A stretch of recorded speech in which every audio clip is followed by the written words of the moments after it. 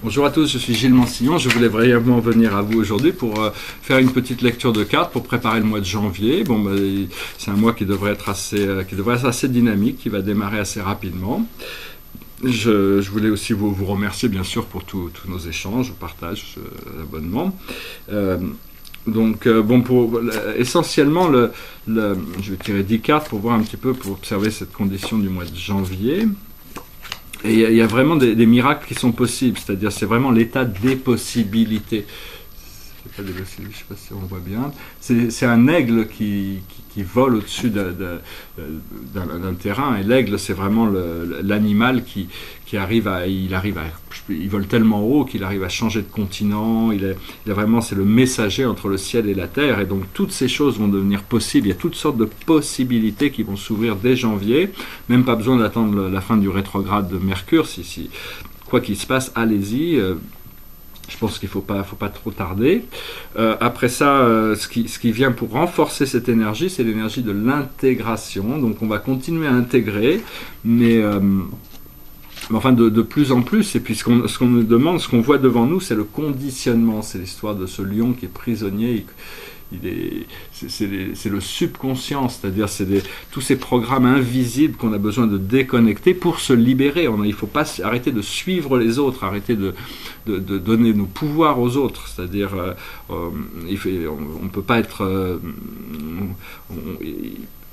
c'est-à-dire que si on donne nos pouvoirs aux autres, ou à un produit, ou à une situation, il ne faut pas s'étonner de se retrouver enfermé dans quelque chose. Donc il faut arriver à déterminer c'est-à-dire qu'il est bien de servir les autres, mais sans jamais avoir à le regretter, dans le sens où on s'oublie soi-même, où on n'est pas sincère, où on fait ça par contrainte, ou ça ne veut pas dire que des fois il ne faut pas pousser un petit peu l'idée dans le service, mais se débarrasser des conditionnements, du subconscient, du matérialisme, oublier un petit peu toutes ces choses-là pour arriver à être mieux à l'intérieur, plus connecté d'une manière plus... peut-être d'être moins... de faire moins de choses inconsciemment, quoi. C'est-à-dire parce que beaucoup d'habitudes, on les fait inconsciemment, on les fait par habitude, sans même réfléchir, remettre en question certaines de nos habitudes. Bon, il y a des habitudes qu'on ne peut pas remettre en question, comme payer nos factures, ou notre hygiène de vie, ou toutes ces choses-là. Mais enfin bon, il y a beaucoup de choses qu'on pourrait éliminer de notre vie, qui simplifieraient le procédé, qui nous feraient gagner du temps. Et donc c'est ces choses-là qu'on arrive à pouvoir déterminer. Ces deux cartes représentent le passé. Alors ça représente la paresse et la renaissance. C'est-à-dire que bon, on était un peu confortable dans nos habitudes, et donc l'univers a poussé un petit peu les limites pour arriver à faire face à nos peurs, pour arriver à nous permettre de renaître. Donc la seule chose qu'il faut faire attention dans le futur immédiat, c'est cette dualité, ce sens de toutes ces choses où on se sent tiré dans différentes directions, et donc on n'est pas trop confortable. Donc il faut vraiment reconnecter à la possibilité de connexion avec le monde, avec les autres, avec la richesse intérieure, avec vraiment se concentrer non pas sur les discordances, non pas sur les problèmes, mais sur la solution, sur ce qui va ramener les choses parce qu'il y a vraiment énormément de potentiel. Dans cette situation, nous sommes la roue de la fortune.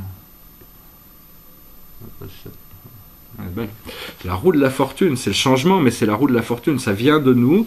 Il ne faut pas se laisser trop distraire et accepter le monde extérieur nous reflète ce côté ordinaire, donc le côté ordinaire nous demande d'être prudent, d'être patient, de laisser les choses se passer, mais d'apprécier les choses simples de la vie, essayer de trouver du bonheur dans des choses simples et dans la nature aussi. Ce qui est dans notre émotion interne par rapport au mois de janvier, c'est découvrir nos pouvoirs de créateur. C'est la carte de l'existence. C'est la carte de l'existence, mais c'est la carte du magicien aussi. C'est la carte qui nous dit qu'on a tous les pouvoirs de la création déjà en nous. C'est à nous de choisir ce qu'on veut en faire. Et donc, elle s'assoit dans cette fleur de lotus, et puis elle contemple la création, mais on a tous les éléments pour créer ce qu'on a besoin, et la clé de tout ça, c'est le rien, le nothingness. La carte, bon, c'est noir, hein, il n'y a rien dedans. Et donc c'est le grand enseignant, c'est l'habilité à pouvoir exister sans avoir besoin du passé ou du futur. De pouvoir accepter le vide, et depuis ce vide on peut créer, il y a toutes sortes de choses qui peuvent être créées, tout est créé du vide, le vide et la forme sont la même chose, c'est-à-dire que le vide se transforme en la forme et la forme retourne au vide éventuellement. Donc tout ça, c'est dans ce tarot zen, c'est vraiment le grand enseignant, c'est-à-dire accumuler une certaine connaissance, une certaine sagesse, en nous déprogrammant, en laissant notre conditionnement. Ça va être le challenge du mois de janvier. On va pouvoir commencer à avoir des expériences beaucoup plus intégrées. C'est une femme qui se balade dans la forêt, mais elle est connectée aux arbres, elle a l'expérience. On est tous venus ici pour avoir des expériences, et donc il ne faut pas avoir peur de l'expérience. Et quand au moins on a de peur par rapport aux choses qui se présentent à nous, au plus on est libre d'aimer, au plus on découvre cette réalité au-delà de l'illusion. Au-delà de l'illusion, c'est la carte du jugement, c'est la carte ça nous dit que bon, s'il n'y avait pas la nuit, on ne pourrait jamais découvrir les étoiles. Donc l'obscurité et la lumière sont complémentaires. Donc on va pouvoir commencer à vraiment pouvoir avancer avec toutes ces choses. Il y a vraiment toutes sortes de possibilités qui s'offrent à nous, et notre renaissance à avoir avec des fardeaux qu'on a besoin de laisser derrière nous. C'est un fardeau, c'est un homme, il porte un autre homme, et il a un coq sur la tête, et puis c'est-à-dire si vous portez les autres sur vos épaules, ils ont l'habitude que vous les portiez, donc ils n'ont aucune raison d'arrêter de compter sur vous donc il faut se débarrasser de tout ce qui est des fardeaux. Ça ne veut pas dire on peut continuer à faire tout ce qu'on veut, mais il ne faut pas faire les choses par nécessité, parce que sinon il faut ralentir.